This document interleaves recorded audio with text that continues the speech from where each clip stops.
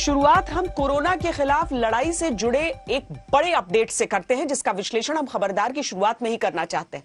भारत के पहले स्वदेशी टीके यानी भारत बायोटेक के कोवैक्सीन के प्रभाव से जुड़े आंकड़े आ गए हैं। तीसरे फेज के ट्रायल में कोवैक्सीन को अंतरिम रूप से 81% तक प्रभावी पाया गया है। 25,200 लोगों पर हुए ट्रायल में यह नतीजा सामने आया है। यह भारत में हुआ सबसे बड़ा और सबसे विस्तृत ट्रायल था और इसे अंजाम तक पहुंचाने के लिए आईसीएमआर यानी Indian council of medical research की मदद ली गई। इस ट्रायल में 18 साल से लेकर 98 साल तक के लोगों ने हिस्सा लिया। इसमें 2,433 लोग 60 साल से ज्यादा उम्र के थे और 4,500 लोग ऐसे थे जिनके शरीर में कोई ना कोई जटिलता थी, कोई अन्य बीमारी थी। आज आए नतीजों के बाद अब कोवैक्सीन के पहले फेज, दूसरे फेज और तीसरे फेज के ट्रायल डेटा सामने आ चुका है। वैक्सीन कितनी प्रभावी है, इसका पहला अंतरिम डेटा 43 केस के आधार पर आया है। अभी इस अंतरिम डेटा का एक और हिस्सा सामने आएगा जो 87 केस पर आधारित होगा और फिर अंत में 130 केस के आधार पर फाइनल डेटा आएगा। लेकिन इतना तय हो गया है कि कोवैक्सीन का प्रभाव दुनिया के कई वैक्सीन और खास तौर पर चाइनीज वैक्सीन के मुकाबले बेहतर है। इसके साथ ही कोवैक्सीन को लेकर बनाए गए तमाम विवादों पर वैक्सीन विराम लग गया है। 3 दिन में कोवैक्सीन के प्रति भरोसे की डबल डोज लग चुकी है।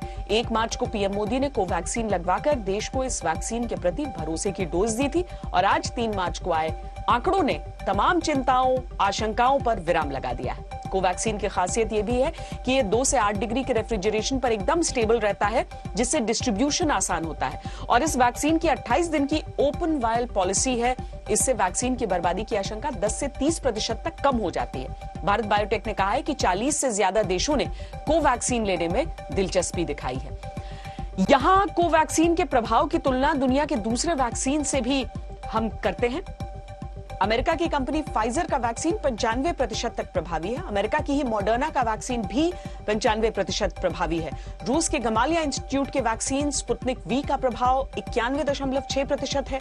भारत बायोटेक के कोवैक्सीन का प्रभाव 81% है।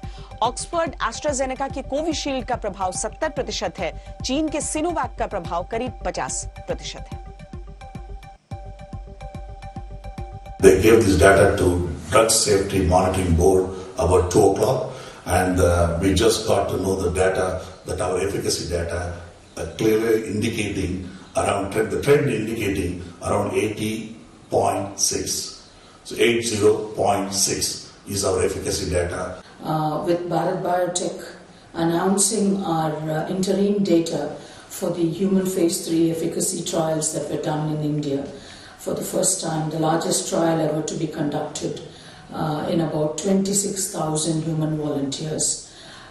Covaxin has been a great journey for each and every one of us at Bharat Biotech since April 2020, ever since we embarked on this journey to try and attempt and hopefully deliver an effective, safe COVID-19 vaccine to India and to the rest of the world. Covaxin के तीसरे phase के trial के नतीजों के साथ साथ एक अच्छी खबर यह भी है कि भारत बायोटेक के नेजल वैक्सीन यानी नाक से ड्रॉप्स के जरिए दिए जाने वाले वैक्सीन के ट्रायल अगले हफ्ते से शुरू हो सकते हैं। यह कोरोना के खिलाफ चल रहे युद्ध में एक नया अध्याय होगा। पटना के एम्स, चेन्नई, नागपुर और हैदराबाद में ट्रायल के लिए एथिक्स कमेटी की मंजूरी मिलनी बाकी है। अभी किसी ट्रायल साइट पर इस क्रांतिकारी वैक्सीन का परीक्षण शुरू नहीं हुआ है।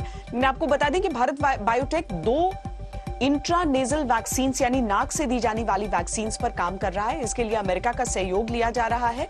इनमें से एक वैक्सीन यूनिवर्सिटी ऑफ वॉशिंगटन के स्कूल ऑफ मेडिसिन के साथ मिलकर तैयार किया जा रहा है।